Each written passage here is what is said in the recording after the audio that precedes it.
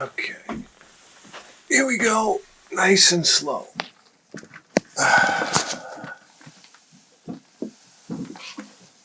Love that chicken from Popeyes.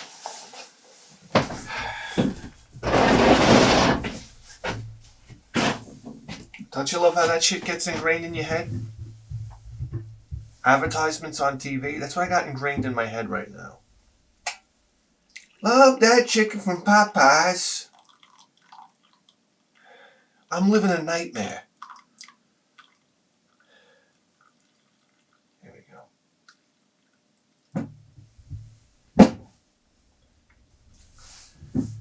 Yeah. I went to Taco Bell the other day. Taco Bell's where I go when I'm going to do some like real degenerate eating.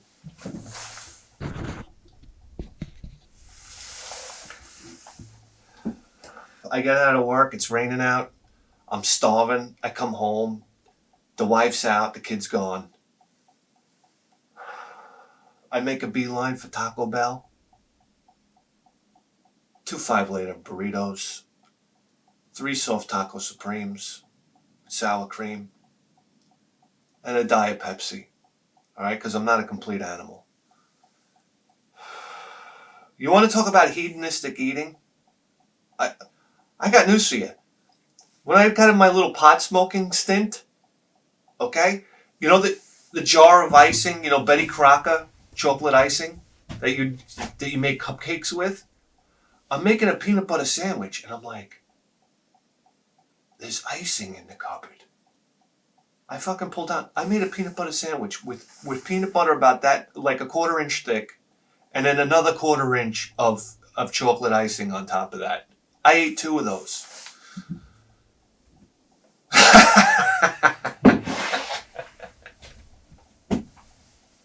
I tell you what, you come up with great ideas when you're smoking pot, man. And they were delicious, and I had zero guilt after that.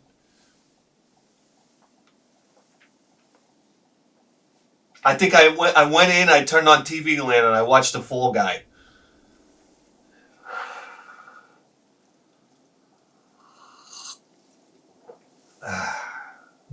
Yeah.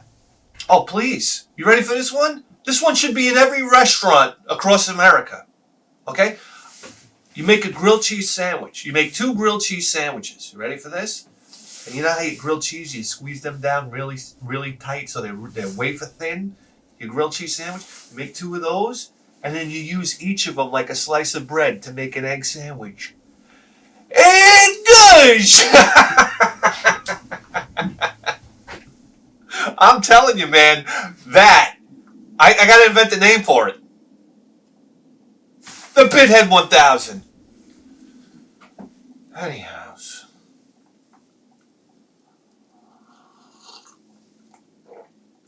Sip of coffee for that fucking grilled cheese fucking egg sandwich. Anyhow. Yeah, then right after I'm done at Taco Bell, I go straight over to 7-Eleven and I get the 7-Eleven chocolate chip cookies. It's like the garbage. It's like the garbage from Garbageville. I mean, God knows. But they're delicious. And I'll drive to like 3 7-Elevens. I'll go to one 7-Eleven. If they don't have them, I'll go to the next one. Oh, yeah.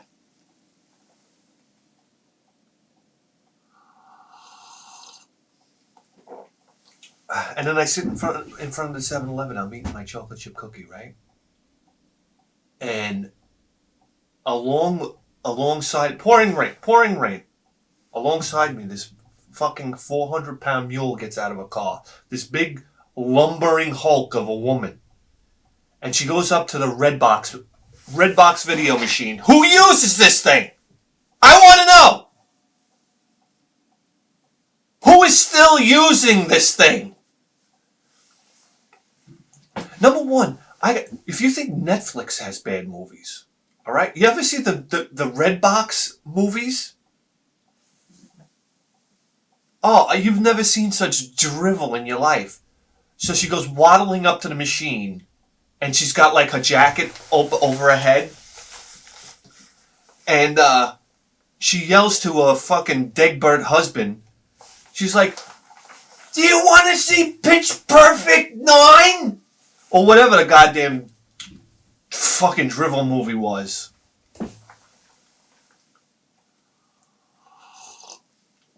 And all I could think to myself is, I wish Redbox would install like a mechanical arm that comes out with a knife and just performs Harry Carry on whoever's using the fucking machine, because they all deserve to die. I'm sorry, they deserve to die. It's ridiculous. You're coming out in the rain. Oh my God! Don't you know Night of the Living Dead it's public domain? I watch Night of the Living Dead any day of the week before I watch anything in Redbox. Let me tell you something. There's 4 movies that affected me more than anything else as a kid. When's the last time a movie truly affected you? Right? I would say Night of the Living Dead, Basket Case, Friday the 13th, RoboCop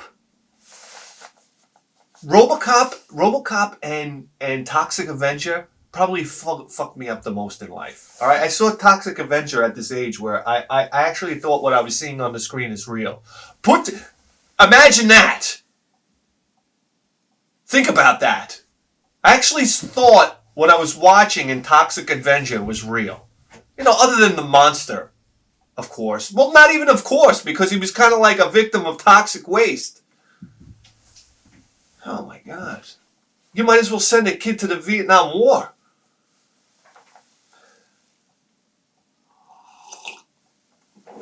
Then RoboCop, when you watch this police officer get shot to pieces by these bad guys, it was like...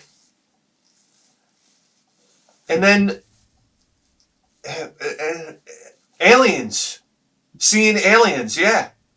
For the first time. Alien. That was another one. Please. You're not going to find that shit in your Redbox machine.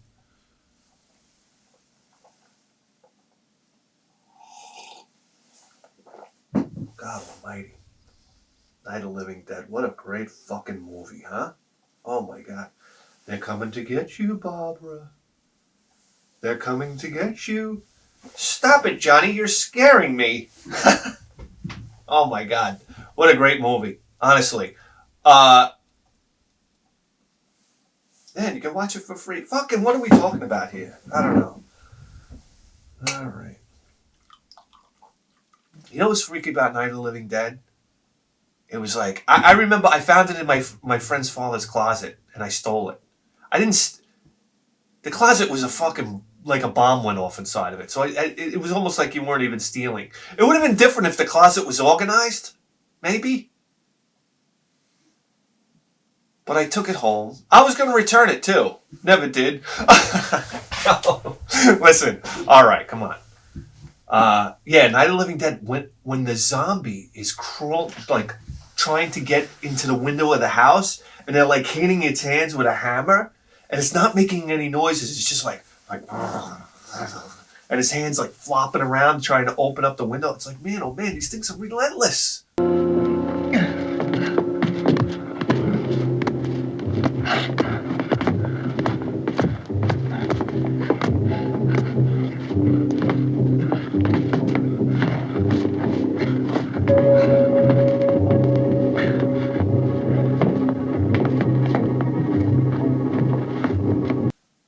That was what was so frightening.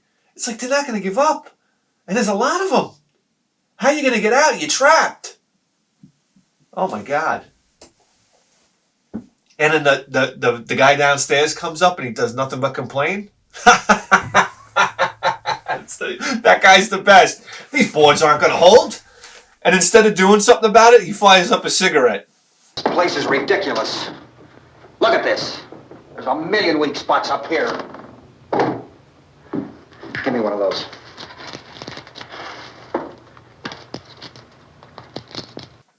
That guy was the best.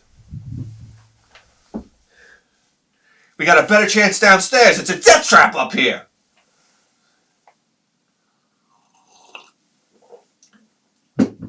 Oh my God. Yeah, all right. I'm going to tell you something right now. You want to know why the TurboGrafx failed? All right, everybody's got all these cockamamie things they like to say. Soft launch, or... I thought the TurboGrafx had a strong launch, man. What are we talking? Vigilante? China Warrior? Dungeon Explorer? Okay. R-Type? Yeah. Legendary Axe? Keith Courage? Well, listen, I don't see... I guess they could have launched with R-Type. They couldn't launch with Dungeon Explorer. I don't think that... you know what? To be honest with you, Keith Courage was probably the way to go at launch. You trying to tell me they didn't have Bonk already on the PC Engine? They didn't do their research, man. But they should have took... I tell you what, right now, this is the problem. Grown-ups think they know everything.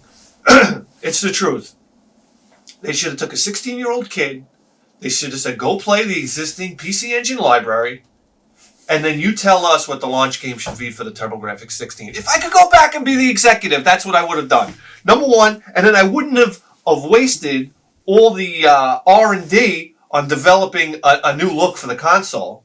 Okay, because the PC Engine, by the way, is probably one of the most magnificent-looking consoles of all time. If not the Core Graphics 2.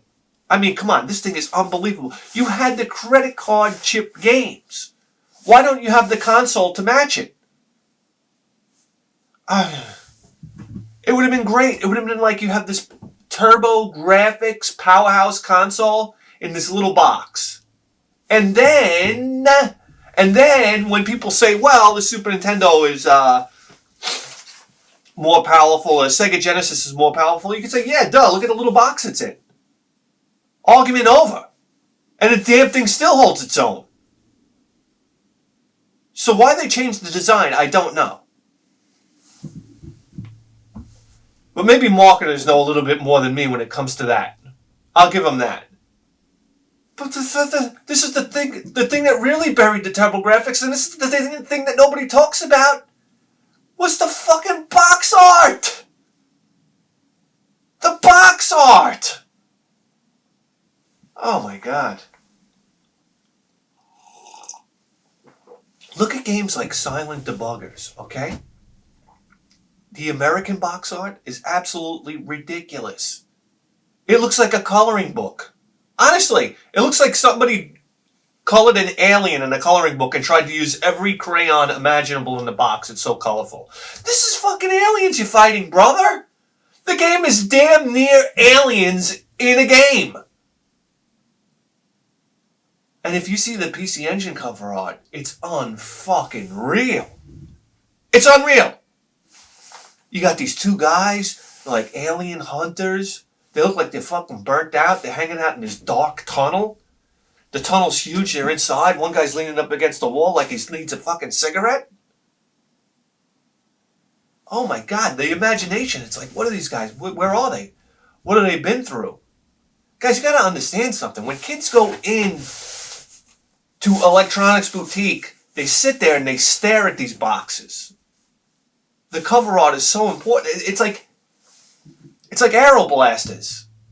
The cover art for Aeroblasters it's ridiculous. The American version. And then you see the Japanese version, and it's like, they have the ship. You don't see the whole ship, but it's out on the tarmac with the landing gear down. And your heroes are standing like out in front, and it's like the ship is like almost like out of focus in the background. Oh my god, it's so powerful. It's almost like Soldier Blade. Soldier Blade, they kept the box art the same for both. The box art in Soldier Blade is so beautiful. You see the clouds in the background. It looks like the ship's going 3,000 miles an hour through the clouds.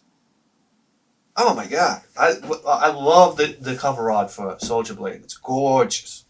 Gorgeous. The Dungeon Explorer, they basically botched it. They botched it for the American version and for the Japanese version. I don't know what the fuck they were thinking. Here we go. This is a premier Atlas action role-playing game here. Premiere for the time. Even to this day. 5-player role-playing game. Action role-playing game. Okay? And you just blew it with that cover art. I don't even know what they were thinking. That witch in the purple dress with that fucking nose. Vieg's Tactical Gladiator. There's another one. The cover art is laughable. It's laughable. It's the same thing with Superstar Soldier. I mean, Soldier, I mean, they have this big dopey drawing of like a scorpion and like the ship over here. And then you look at Superstar Soldier for the PC Engine. It's like a diagram, like 1980s. Remember everybody used to wear these shirts, like the F-14 Tomcat shirts? And it would show like half the plane like here, and the other half of the plane was like a diagram, like in green lines, like almost like a vector diagram. Oh yeah. Remember those old shirts? And that's how Superstar Soldier was. You had like almost like a vector diagram of the ship, and like space in the background with like a planet. Oh my God, Blazing Lasers had a ridiculous a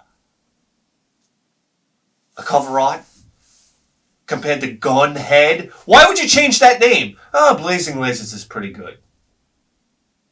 I'll give them that. But even so, Gunhead.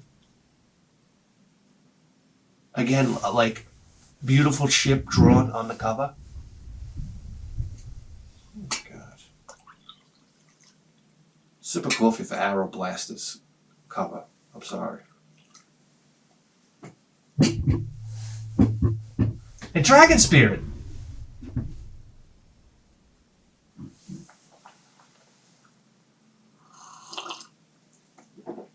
I want to know who's responsible for the cover. Why would you want to change this cover art?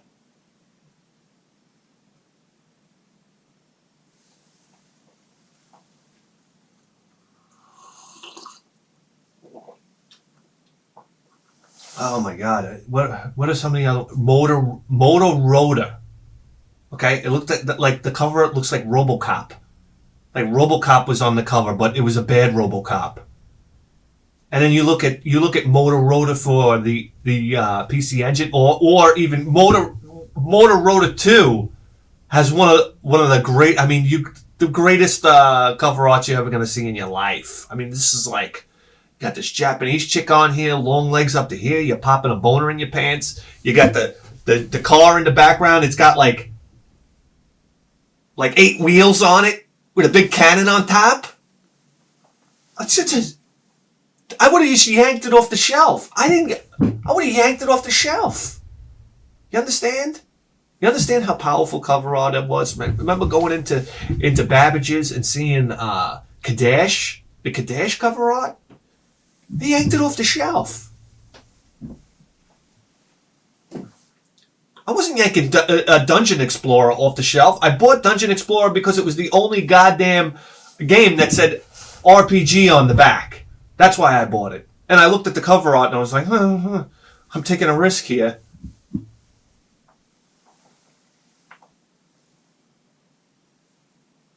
Sega Genesis didn't have that problem. You look at games like, I mean, come on. Shadowrun. Look at the box office Shadowrun. Oh, yeah. It's like punks breaking into a fucking ATM machine or something. Like Terminator 2. When the kid attached his Atari Lynx into the ATM machine and pulled cash out. Oh, my God. I was like, where do I get that interface? I remember watching Terminator 2. He's pulling cash out of an ATM with his fucking Atari Lynx.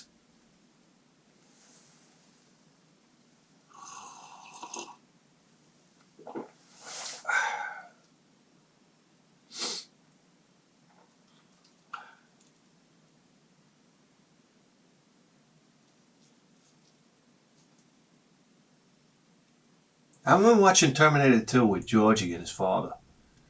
And we were talking about the budget. That was like one of the first films that had like an over $100 million budget. That was a big deal. Oh yeah.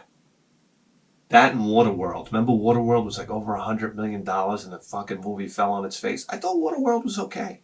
I liked it. The smokers. It was fun.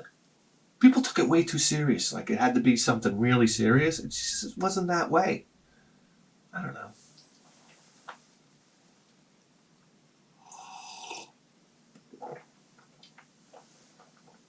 Don't get me wrong. The Genesis went bad with cover art too. Tommy Lasorda baseball.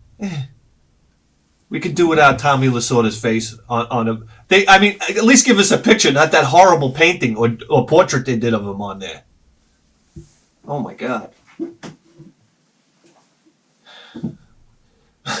One of the worst looking. The worst looking baseball manager of all time is what's his name from the fucking Yankees. What was his name? He looked like a fucking hardened criminal. Come on.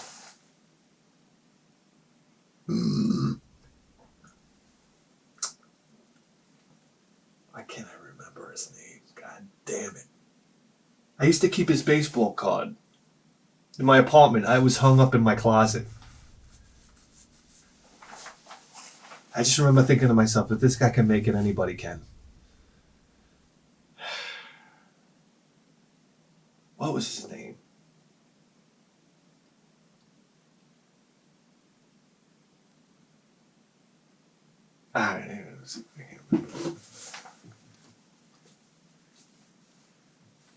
I can't remember his name. He looked like an ex-con. He looked like one of the Batman thugs. He looked like a guy that the Joker would rob a bank with. Straight out of jail. Every baseball card he had looked like a mugshot. Anyhow, I gotta say. Oh yeah, but the Genesis nailed it with cover arts. Please, Fantasy Star 2. That guy standing there like this. What was that pose he was doing? He was like, yeah. He had that background. I don't know. We there with that chick, the ears, Nia, right? Oh come on, doesn't get any better. Holding a hand like, come with me, sweetheart. We'll get to that mother brain. Anyhow. Yeah. Sega Genesis had Splatterhouse 3. Remember the cover art for Splatterhouse 3? Oh, yeah. If that didn't make you buy the fucking game, I don't know what would. Here's the biggest tragedy. But the Sega Genesis blew it too on a few games. Remember Guy Aries? All right, the box art for Guy Aries was much like the box art for Aero Blasters, American version. Okay, but the Mega Drive version of Guy Aries, or was it a variant and also an American variant? I don't know. One of the most beautiful box arts ever made. The girl in the back with the long, flowing brown hair, and the ship in front of her. Reminiscent of Sapphire with the girl in the back with the blue hair flowing, and then the ship right down the middle. Oh my God, those two game covers. Oh my God, yeah. Why would you change that? Why?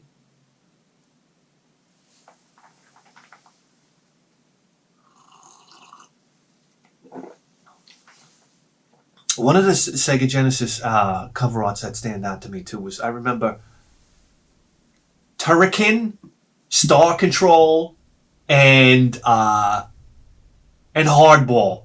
Remember Hardball was the baseball game, and on the cover it had a guy. He was holding a baseball bat, and he was like Franco Colombo. He was like squeezing the baseball bat, and his arms were like jacked with veins popping out. I was like, oh yeah, Hardball. Yeah. Super Nintendo did it right too. Super Nintendo had great cover arts too. You're talking about Secret of Mana? Secret of Mana was one of the most incredible cover arts. There wasn't much going on there. But what it did do is it gave you this illusion of vastness. Like just from the cover art. Because like the little characters are like in the corner of the picture, right? They were in the corner. and then it was this enormous jungle. Right, with like this big bird flying through, but the jungle was enormous, the trees were enormous. It's like the characters were lost down there. And it just made you think to yourself, the name Secret of Mana, and this huge environment. Oh my God. I sat there and I stared at Secret of Mana was $63.99 on the shelf, which meant that I wasn't going to be able to buy it. And I would sit there and stare at Secret of Mana. Oh my God. What was going on? What was happening in this game? Oh, gorgeous. Gorgeous. And The Secret of Evermore. Remember, it was like this big spider thing, I don't know, with like pincers coming like this. The way it was drawn, it was in action. And again, the characters were very small. And they were going up against this big monster. The imagination just runs wild. It ran wild. It really did.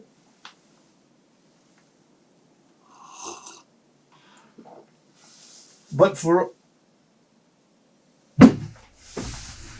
all the great Super Nintendo cover art, they had a few bombs too, like Phalanx. Oh, me and Phil used to crack up. We go to the video rental store. We look at Phalanx. We wound up renting it, probably based off the cover art alone, because it had this guy playing a fucking banjo on the cover. He looked like Uncle Jesse from Dukes of Hazzard. This old guy playing the banjo is like maybe like an asteroid coming down in the back, which was very reminiscent of the remake of The Blob. Remember the old guy out in the woods? He was like crushing cans. He was like the first guy to get iced by the Blob. You felt bad for him. He was like out crushing cans out in the woods. He was like a homeless guy. And then the Blob, like, you know, the asteroid with the Blob came down, and he went to go check it out, and he got iced. He was like one of the first guys to go. You're like, the poor old fuck. I always correlated him with the guy on the Phalanx cover. Oh, yeah. Phalanx, badass shooter. Listen, great shooter. Phalanx, wasn't Phalanx the shooter with the robot that would come out? He looked like Ed 209.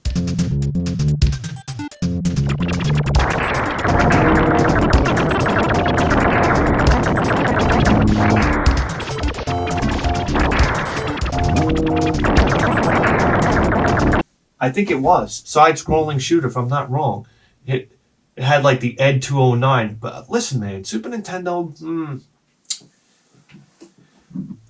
they were there when it came to shooters. They just didn't have the speed. They were a little sluggish, man. I'm here to tell you. I'm here to tell you. Play Earth Defense Force. It's a decent little shooter, but the slowdown, man. And I'm sorry.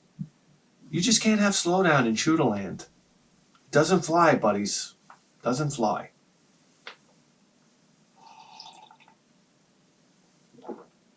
Yeah, those Super Nintendo shooters, Axelay, right? Was Axelay the one where you were flying at the horizon and the horizon was curved and like the ships were coming at you like they were coming over the curvature of the Earth? Was that Axelay, or was Axelay another side-scrolling shooter? Listen, I need to really patch up on my Super Nintendo shooters. I really need to work on that. That might be a good project. Yeah. But Axelay had a nice cover too. Had a great font. The Axelay was like in fire, and you had like this big demon on top. Underneath, you had the ship. I mean, come on.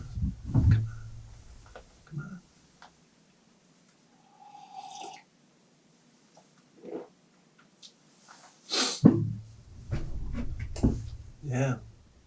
And then Super Nintendo also had Rival Turf, huh? Oh yeah. Yeah. Yeah, with two like fucking 13-year-old Vinnie Barbarinos on the cover. Okay, yeah. I'm shaking. I don't know, what are we talking about here? That's it. I'm here to tell you that I think that one of the biggest problems with the TurboGrafx 16 coming up was cover art. I think cover art really affected sales. I'm here to tell you.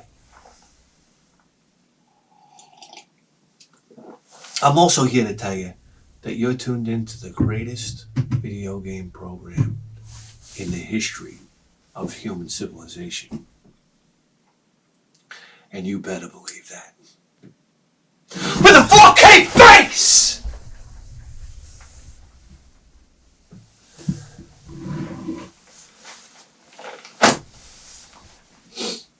I'll see you next time.